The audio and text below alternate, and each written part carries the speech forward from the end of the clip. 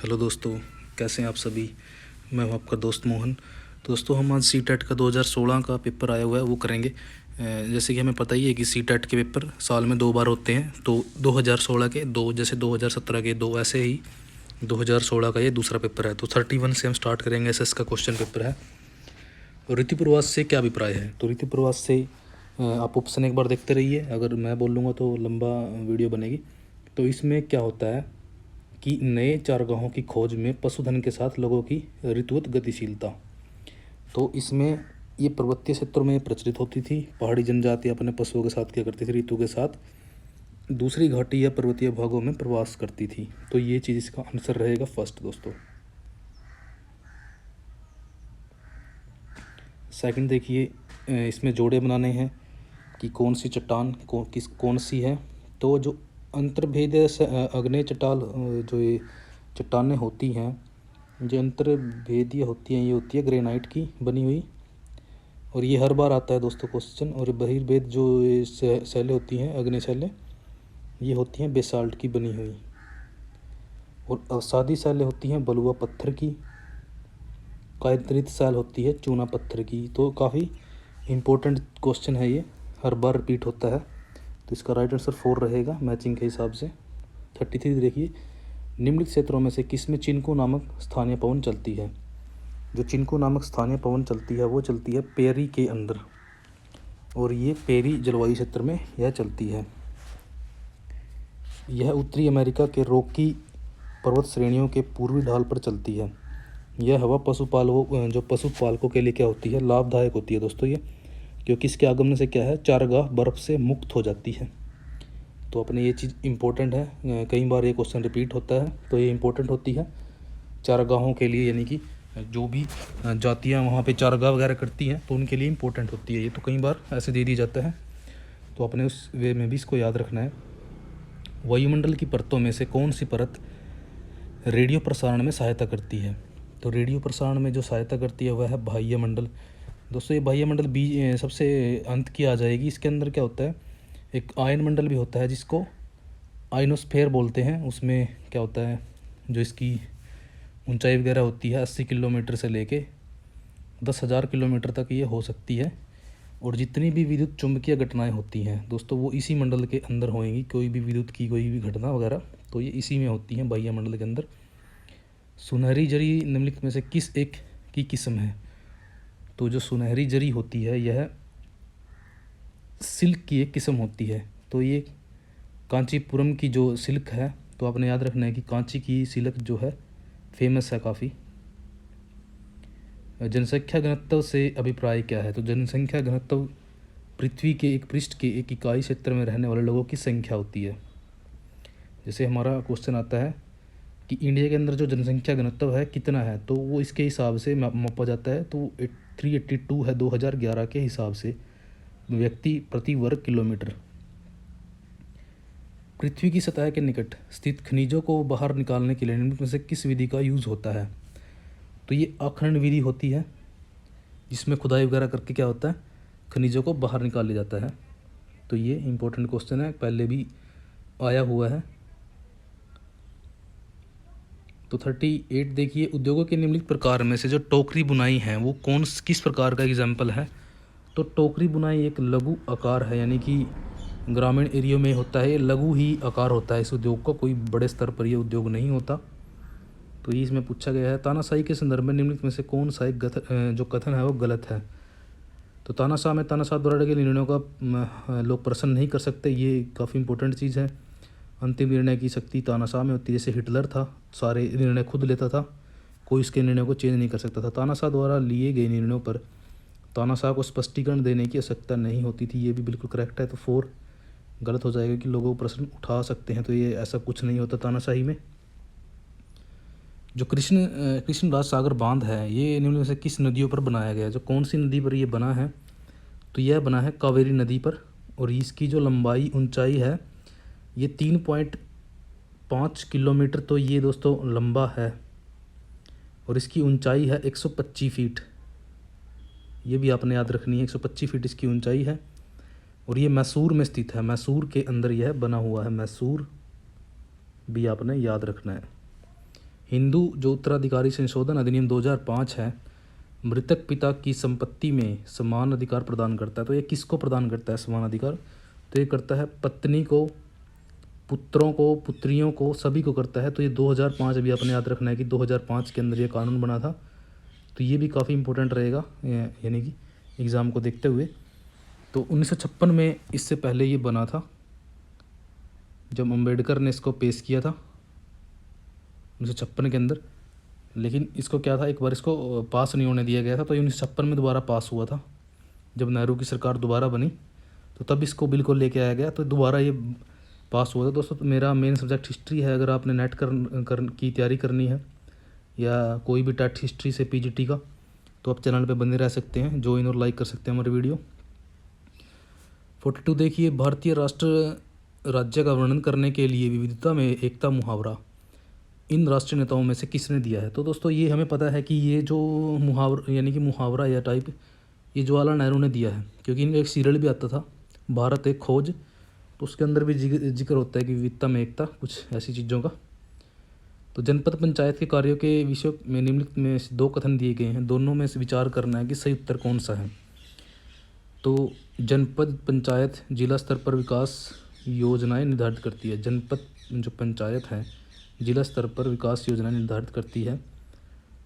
तो पहला तो गलत हो जाएगा, क्योंकि जनपद पर यानी कि जनपद एरिया की बात करते हैं हम, तो जिला परिषद होती है वहाँ पे, ये पंचायत नहीं होगी, यहाँ जिला परिषद होगी जो कार्य करेगी, जिला परिषद। और जनपद ग्राम जो जनपद पंचायत ग्राम पंचायतों के मध्य धन वितरण नियमित करने के लिए जिला परिषद की सहायता करती है। तो ऐसा कुछ नहीं है, तो ये दोनों ही गलत हो जाएंगे, क्योंकि धन वितरण का जो कार्य करेगी वो जिला परिषद ही करेगी। इनमें जनपद क्या है, पंचायत की कोई भूमिका नहीं होती। तो ये आपने याद रखना है।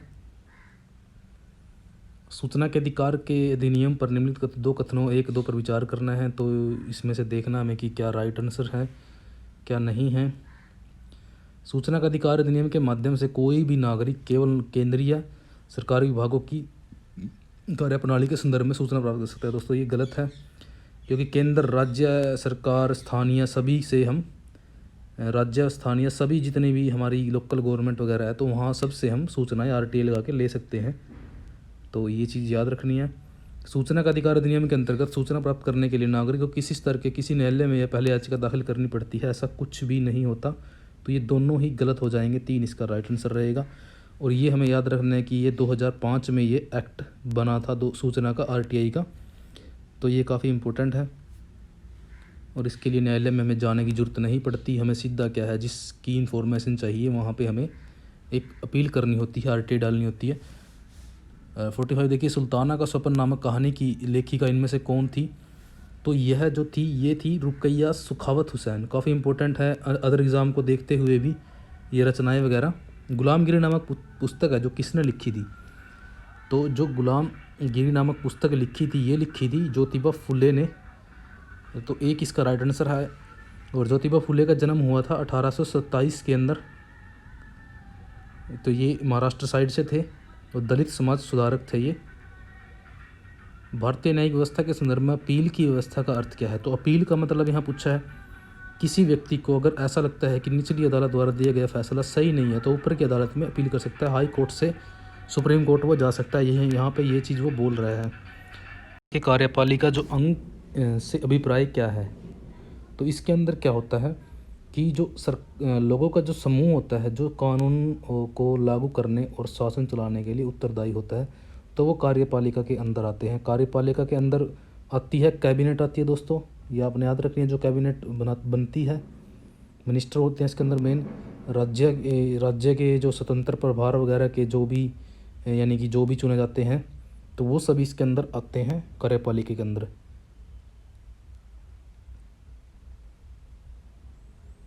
49 देखिए, संविधान का अनुच्छेद 22 सुनिश्चित करता है। जो संविधान का अनुच्छेद नंबर 22 है, तो यह करता है गिरफ्तारी के दौरान जो भी हिरासत में दुर्व्यवहार से बचने का अधिकार देता है ये किसी भी मुजरिम को। तो ये आपने इम्पोर्टेंट है।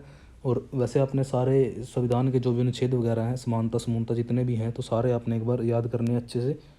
कुछ नहीं पता चलता कि कहाँ से क्या आ जाएगा क्वेश्चन के अंदर।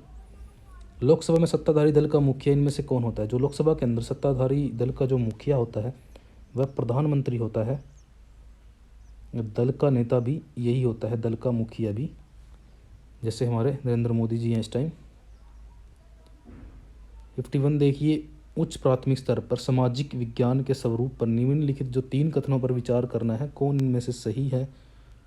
उचित विकल्प का हमने इसमें चयन करना है। तो यह अपने वातावरण में लोगों का अध्ययन है, काफ़ी सही है ये समाज विज्ञान के बारे में। यह लोगों के संबंध और उनकी अंतर्निर्भरता का अध्ययन है, ये भी सही है। यह अतीत और वर्तमान के साथ संबंधों का अध्ययन है, बिल्कुल करेक्ट दी गया है। तो 3 के 3 इसके सामाजिक विज्ञान के बारे में सही दिए गए हैं। उच्च प्राथमिक स्तर पर सामाजिक एवं राजनीतिक जीवन की पाठ्य पुस्तकों को में निम्नलिखित विषय में से किससे क्या है संबंधित विषय वस्तु शामिल है? तो अर्थशास्त्र से ये संबंध हो रहा है, क्योंकि समाज और राजनीतिक जीवन की जो हमें टीचिंग करानी होती है या हमने खुद पढ़ा हुआ है, तो ये राजनीतिक जीवन और सामाजिक जीवन अर्थशास्त्र के अंदर आता है। तो 53 देखिए, आप ऐतिहासिक कल्पना पर प्रश्न क्यों पूछेंगे? निम्नलिखित में से सबसे उचित विकल्प को चुनना है। तो उचित विकल्प हमने जो इसमें चुनेंगे, यह वर्तमान की अतीत के साथ तुलना करने में प्रोत्साहित करता है। तो ऐतिहासिक की बात हो रही है, तो ये तुलना करने में हमें प्रोत्साहित करेगा।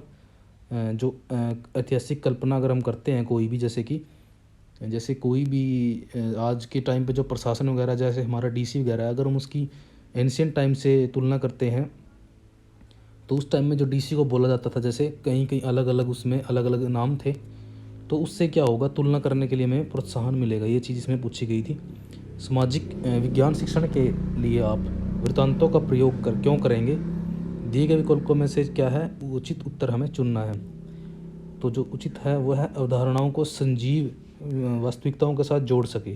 सामाजिक विज्ञान शिक्षण हमें क्या बताता है कि अवधारणाओं को सजीव वास्तविकताओं के साथ जोड़ सके। तो ये हमें मेन इसका सामाजिक शिक्षण का लक्षण होता है। राष्ट्रीय आधार समूह 2006 के अनुसार सामाजिक विज्ञान का शिक्षण अपनी लोकप्रियता है खो रहा है। क्यों खो रहा है? तो यह मानवीय मूल्यों में अंतर्विरोध की कई स्थितियां प्रस्तुत करता है। तो ये चीज़ इसमें राष्ट्रीय आधार समूह 2006 के अनुसार सामाजिक विज्ञान का शिक्षण अपनी लोकप्रियता खो रहा है, क्योंकि यह मानवीय मूल्यों में अंतर्विरोध की कई स्थितियां प्रस्तुत करता है। तो अंतर्विरोध की स्थितियां प्रस्तुत होती हैं इसके अंदर, सामाजिक विज्ञान के अंदर, क्योंकि अलग अलग समाज हैं जो एंशियंट में, जो कि जैसे कि हम हिस्ट्री वगैरह पढ़ते हैं, तो अलग समाज हैं, उनकी अलग व्याख्याएँ हैं, तो ये अंतर्विरोध वहाँ पे हो जाता है। तो ये चीज़ यहाँ पे दी गई थी। 56 देखिए, निम्नलिखित में से कौन सा विकल्प विद्यालय आधारित आकलन का अनुपयुक्त वर्णन है? अनुपयुक्त की बात यहाँ पे हो रही है। तो यह केवल सहगामी पक्षों को शामिल करता है, यह नहीं आएगा, बाकी सारे आएंगे। यह सभी पक्षों को शामिल करता है, यह शैक्षिक पक्षों को भी शामिल करता है, ये शैक्षिक पक्षों को भी शामिल करता है। तो ये सारे तीनों इसमें आ जाएंगे, सिर्फ 3 नहीं आएगा, 3 ही इसका राइट आंसर रहेगा। 57 देखिए, एक शिक्षक का सामाजिक विज्ञान के विषय को संपादित करने की भूमिका पर निम्नलिखित 1 और 2 कथनों पर विचार कीजिए और सही उत्तर का क्या है चयन कीजिए।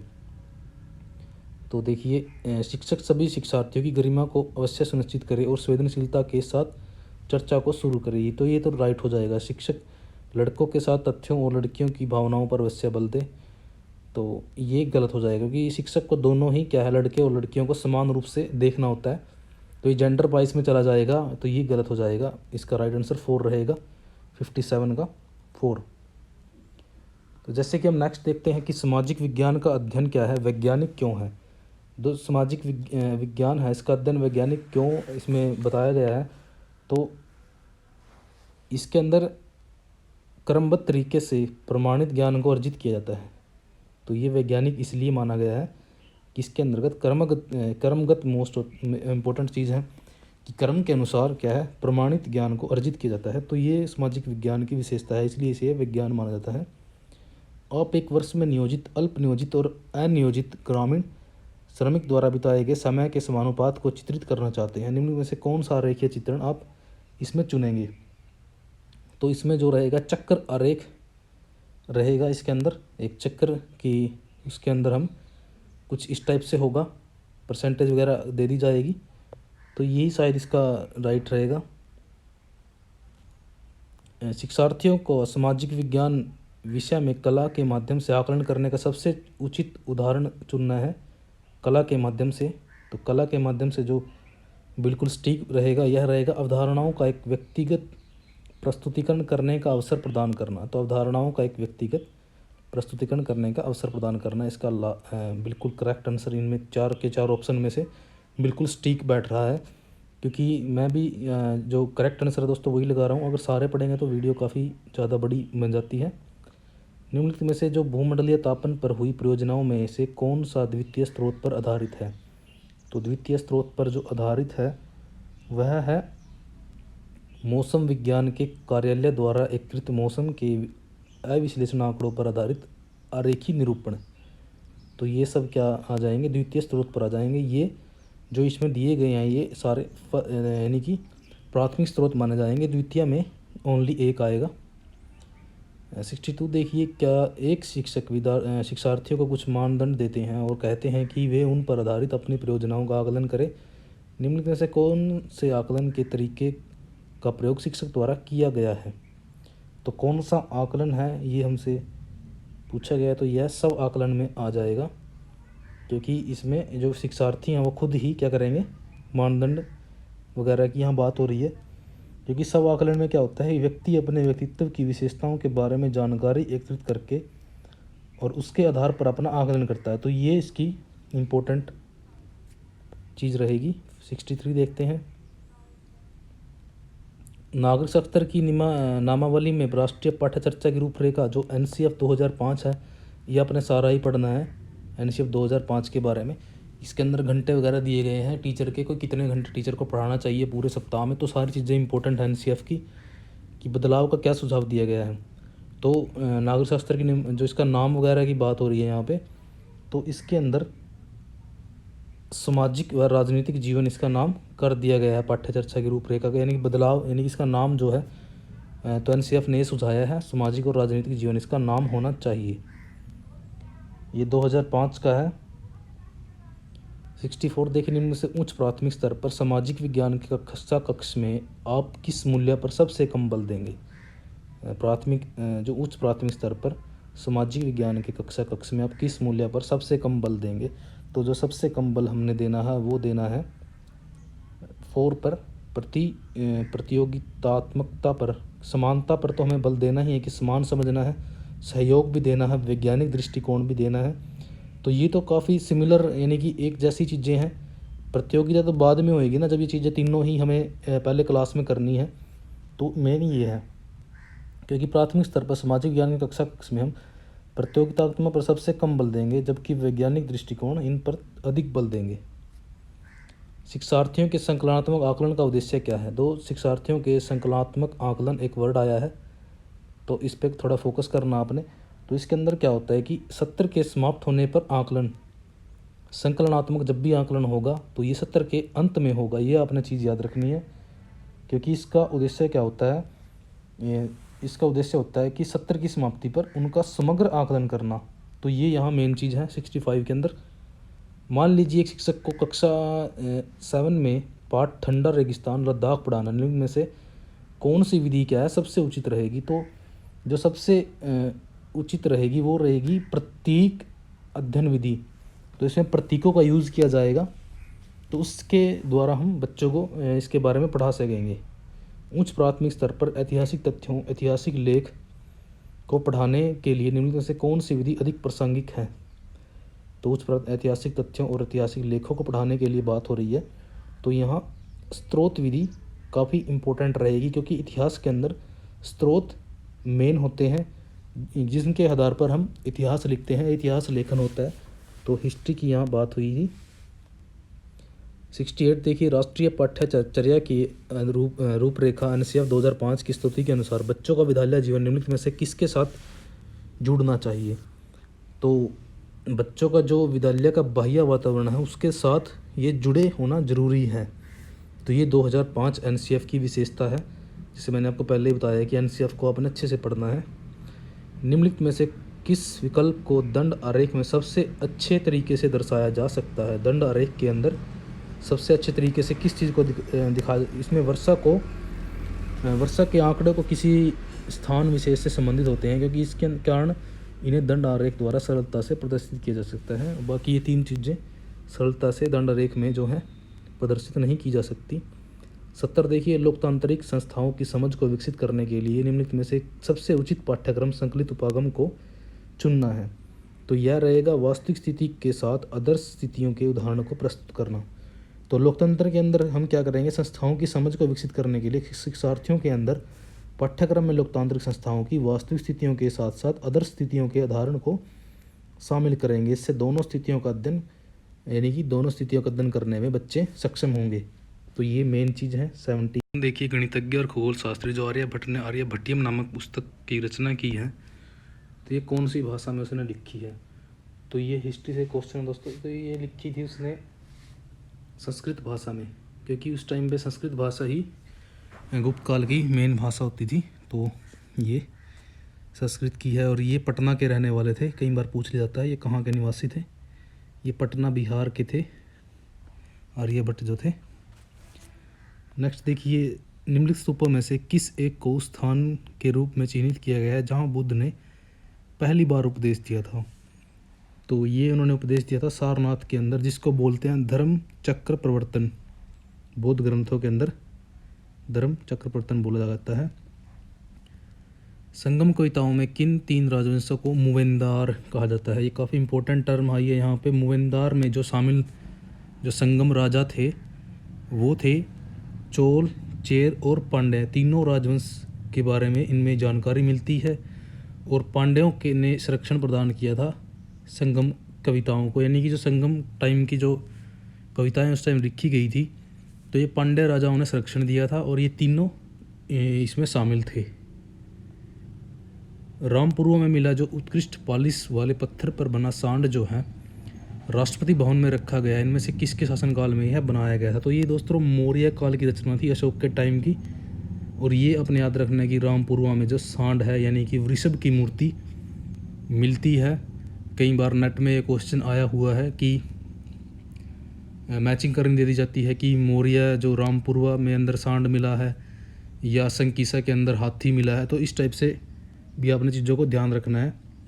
जो विशिष्टाद्वैत के जो सिद्धांत को इनमें से किसने विचाराधीन प्रस्तुत किया है? विचार। तो ये विशिष्ट में मैंने पहले आपको एक लेक्चर डाला हुआ है, सिर्फ मेरा ओनली एक ही लेक्चर डाला है अभी तक मैंने इस पर सही से। वैसे वो भी जल्दबाजी में थोड़ा बनाया है मैंने। तो उसमें मैंने भक्ति के ऊपर यानी कि भक्ति काल जो था वो थोड़ा सा एक्सप्लेन कर रखा है, उसमें मैंने शॉर्ट ट्रिक बताई हुई है, अगर आप देखना चाहें तो। ये रामानुज का था विशिष्टाद्वैत, जो हमारे नॉर्मल एग्ज़ाम के लिए काफ़ी इंपॉर्टेंट है। और नेट पे भी हम लेक्चर जल्दी ही डालने वाले हैं। अभिलेखागार वह स्थान है जहाँ क्या होता है, ऐतिहासिक पांडुलिपियों और दस्तावेजों को रखा जाता है। तो ये अभिलेखागार की विशेषता होती है। जैसे हमारे यहाँ दिल्ली, पटना संग्रहालय वगैरह हैं।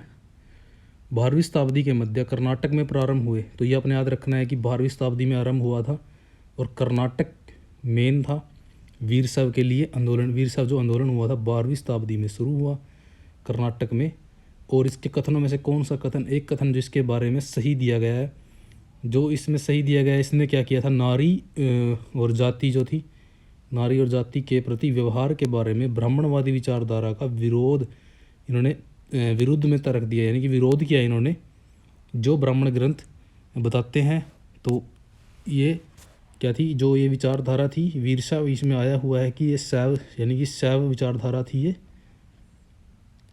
तो 78 देखिए, दिल्ली की आरंभी सल्तनत के समय में बदंगा के बारे में निम्नलिखित 2 कथनों पर विचार कीजिए तथा सही उत्तर का चयन करना है।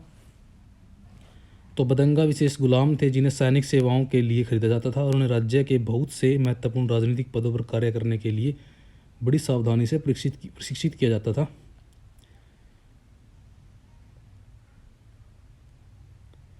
बदंगापुरी क्या थे? बदंगा पूरी तरह से अपने मालिकों पर निर्भर होते थे, इसलिए सुल्तान उन पर विश्वास नहीं कर सकते थे और न ही वे उन पर निर्भर हो सकते थे। तो यहाँ पे ये सेकंड तो गलत हो जाएगा, 1 सही होगा, 2 गलत होगा। तो क्योंकि इसमें क्या था, ये जो गुलाम होते थे, ये विशेष गुलाम होते थे, इन्हें सैनिक सेवा के लिए खरीदा जाता था और उन्हें राज्य के बहुत से महत्वपूर्ण राजनीतिक पदों पर क्या था, नियुक्त कर दिया जाता था। और ये सब प्रशिक्षण इनको दिया जाता था और बदंगा और अपने मालिक पर ही पूर्ण रूप से निर्भर होते थे और सुल्तान क्या था उन पर पूर्ण विश्वास करते थे और अन्य कार्यों के लिए उन पर निर्भर थे। तो ये गलत हो जाएगा, तो फर्स्ट वाला यहाँ पर राइट रहेगा, आपने ध्यान रखना है ये। इन नाविकों में से किसने भारत का जो समुद्री रास्ता पाने के लिए पश्चिम की ओर से प्रस्थान कर अटलांटिक महासागर को पार किया?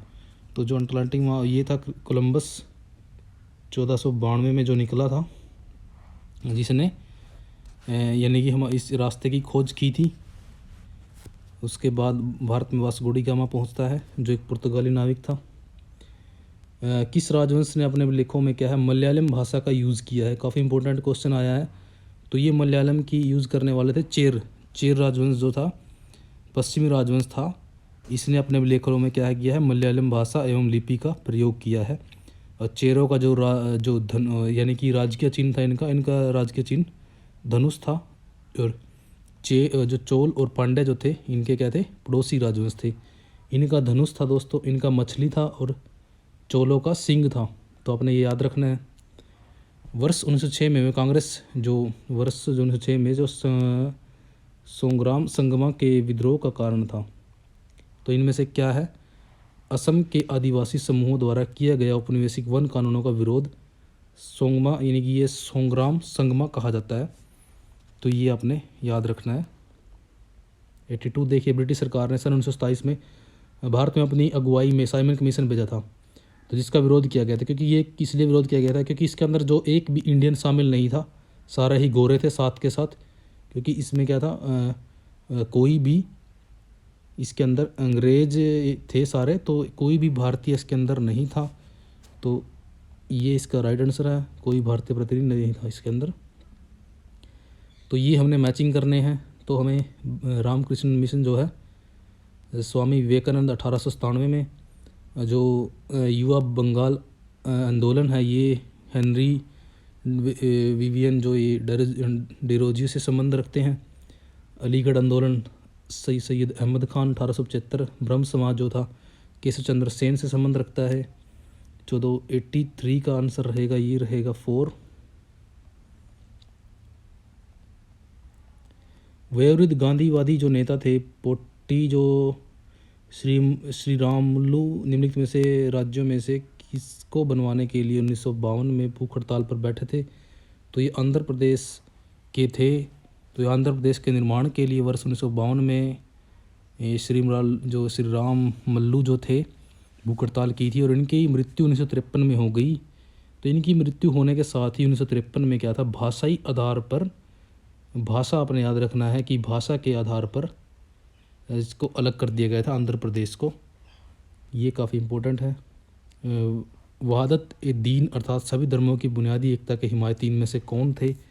तो ये थे मौलाना आज़ाद, और ये 1888 में जन्मे थे। मुस्लिम परिवार से संबंध रखते थे। ये लेखक थे, पत्रकार भी थे, यानी कि इन्होंने ये एकता के हिमायती थे हिंदू मुस्लिम।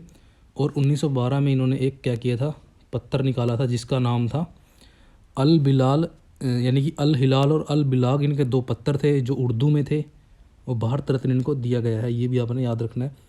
भारत के लगभग मध्य भाग से होकर गुजरने वाला प्रमुख अक्षांश कौन सा है? तो यह है कर्क रेखा, सेकंड कर्क वृत्त जो है 23.1/2 कर्क इसका लॉन्गिट्यूड और जो लैटिट्यूड वगैरह होता है तो वो इसकी दी गई है। और ये 8 राज्यों से होकर गुजरता है, 8 स्टेट से ये गुजरता है, ये आपने याद रखना है। और ये मिज़ोरम, त्रिपुरा, पश्चिम बंगाल, छत्तीसगढ़, मध्य प्रदेश, गुजरात, राजस्थान, झारखंड के बीच से बीचों बीच ऐसे निकल जाता है। तो ये 8 स्टेट आपने याद रखने हैं। 87 देखते हैं, निम्नलिखित में से कौन सा जो है पृथ्वी दिन की परिभाषा है कि पृथ्वी दिन कैसे बनता है? तो पृथ्वी क्या है अपने अक्ष का एक चक्कर पूरा करने में समय लेती है 24 घंटे। तो ये चीज़ इसकी पृथ्वी दिन के बारे में यहाँ मैच होती है 87 के अंदर। 89 देखते हैं, 88 देखते हैं। तो इसमें क्या करना है, इसमें हमने मैचिंग करनी है। जो उष्णकटिबंधीय वन है इसको महोगनी प्रजाति इसमें पाई जाती है, 3rd मैचिंग हो जाएगा इसमें। और उष्णकटिबंधीय जो पतझड़ वन है इसमें साल के वृक्ष होते हैं। और कंटीली जो झाड़ियाँ हैं ये हमें मिलती हैं बबूल की। और मैग्रो वन मिलते हैं सुंदरी यानी कि सुंदरवन डेल्टा। तो इसका जो राइट आंसर है 88 का, ये रहेगा 4। मैत्री और दक्षिणी गंगोत्री नामक से जो शोध संस्थान हैं कहाँ पर हैं, तो ये काफ़ी बार आया हुआ क्वेश्चन है, इंपॉर्टेंट है। ये अंटार्कटिका के अंदर है दोस्तों। और जो दक्षिणी गंगोत्री जो सेंटर है ये फ़िलहाल बंद कर दिया गया है सरकार द्वारा, तो अभी सिर्फ मैत्री ही है वहाँ पर, लेकिन ये दोनों नाम इंपॉर्टेंट है हमारे लिए। 90 देखिए, महासागरीय धाराओं के संबंध में नीचे 2 कथन दिए गए हैं, उनको हमने देखना है कि कौन सही है और कौन गलत है। तो उष्ण गर्म क्या है, उष्ण का मतलब गर्म महासागरीय धाराएं भूमध्य रेखा के निकट उत्पन्न होती हैं और ध्रुवों की ओर प्रभावित होती हैं, ये सही दिया गया है। शीत ठंडी महासागरीय धाराएं निम्न अक्षांशों से उच्च अक्षांशों की ओर जल ले जाती है, ये गलत दिया गया है, क्योंकि ठंडी या शीत जो महासागरीय धाराएं होती हैं उच्च अक्षांशों से उत्पन्न होती हैं और तथा निम्न अक्षांशों की ओर प्रवाहित होती है, तो ये सेकंड गलत है, एक सही है। तो दोस्तों कैसी लगी आपको वीडियो, कमेंट ज़रूर करना और लाइक और सब्सक्राइब ज़रूर करना दोस्तों। तो धन्यवाद दोस्तों, जय हिंद, वंदे मातरम।